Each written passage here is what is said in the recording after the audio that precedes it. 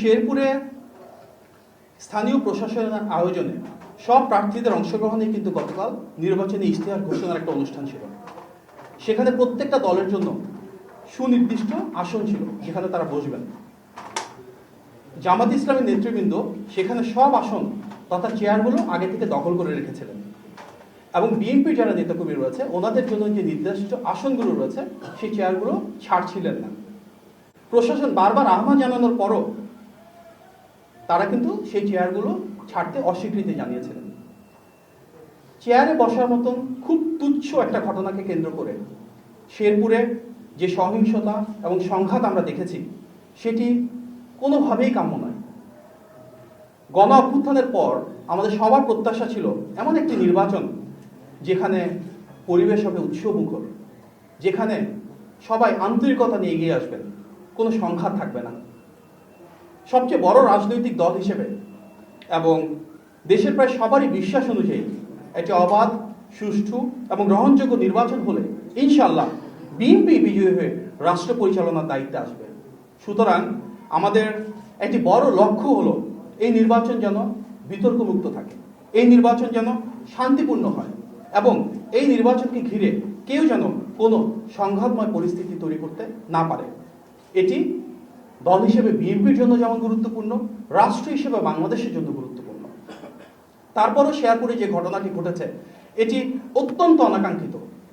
কিভাবে সংঘাত শুরু হলো, কারা সেখানে মদদ দিয়েছে, আইন শৃঙ্খলা বাহিনী, প্রশাসন কেন পরিস্থিতি স্থিতিশীল রাখতে পারল না, এসব বিষয় নিয়ে স্বাভাবিকভাবেই জনমনে প্রশ্ন যাচ্ছে। আমরা সামাজিক যোগাযোগ মাধ্যমে বেশ কিছু ভিডিও দেখেছি যেখানে দেখা যাচ্ছে জামাতের যিনি প্রার্থী রয়েছেন তিনি বারবার পুলিশ, প্রশাসন, আইন শৃঙ্খলা বাহিনী, সেনাবাহিনী, এমনকি বিএনপির যারা সিনিয়র নেতৃবৃন্দ রয়েছেন ওনারা হাত জোর করে অনুরোধ করছিলেন যে সংঘর্ষ এড়ানোর জন্য যেন তিনি বিকল্প রাস্তা দিয়ে যান।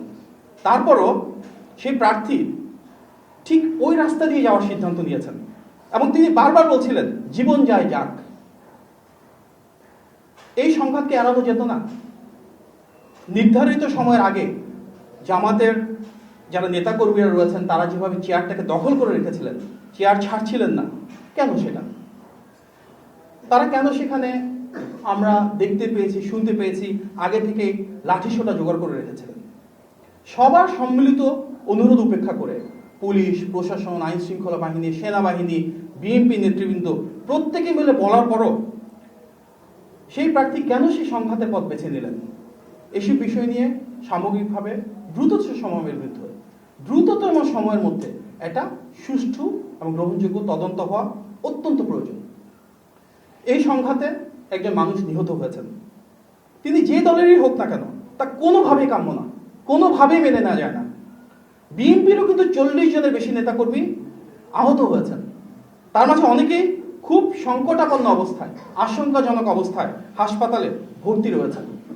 যিনি নিহত হয়েছেন, যিনি আহত হয়েছেন, তারা প্রত্যেকে এমন একটা রাষ্ট্র ব্যবস্থা চেয়েছিলেন যেখানে শান্তিপূর্ণ নির্বাচন থাকবে, যেখানে কোনো মারামারি থাকবে না, কোনো কোন্দল থাকবে না, একটা উৎসবমুখর পরিবেশ থাকবে।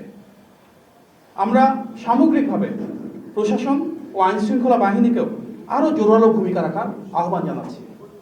আমরা সেই ফ্যাসিবাদের আমলে ঘুরে ফেরত যেতে চাই না যেখানে কোনো কিছু হলেই দোষারোপের রাজনীতি হবে, কোনো কিছু হলেই সেটাকে নিয়ে স্বার্থ হাসিলের একটা নতুন বয়ান তৈরি করা হবে। আমরা চাই সুষ্ঠু তদন্ত, পাশাপাশি সবাইকে আহ্বান জানাতে চাই কেউ যেন কোনো উস্কানি না দেন, কেউ যেন উস্কানিতে পা না দেন। আমরা সবাই মিলে একটি শান্তিপূর্ণ সহাবস্থান চাই, সৌহার্দ্যপূর্ণ রাজনৈতিক পরিবেশ চাই যেখানে প্রতিটি রাজনৈতিক দলের প্রত্যেকের সাথে একটা সম্মানবোধ বজায় থাকবে। শেরপুরের এই ঘটনার পুনরাবৃত্তি যেন দেশের আর কোথাও না ঘটে সেই জন্য আমরা অন্তর্বর্তী সরকারের প্রতি জোরালো আহ্বান জানাচ্ছি। প্রতিটি রাজনৈতিক দলকে আহ্বান জানাবো আপনারা দায়িত্বশীল হন, গণতান্ত্রিক আচরণ যেন সবাই মিলে বজায় রাখি। যার যেখানে বসার স্থান সেখানে সবাই বসবেন, যার যেখানে কর্মসূচির স্থান সেখানে তারা সেই কর্মসূচি পালন করবেন। গণতান্ত্রিক এই সৌন্দর্যটা যদি বজায় থাকে তাহলে ইনশাল্লাহ আমরা সবাই মিলে এই নির্বাচনী পথযাত্রায় একসাথে চলে গণতন্ত্রকে সুপ্রতিষ্ঠিত করব।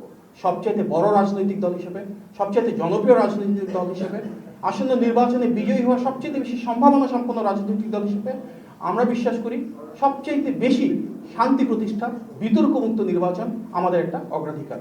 আমরা এই জন্য প্রতিটি রাজনৈতিক দলের কাছ থেকে সহযোগিতা প্রত্যাশা করি।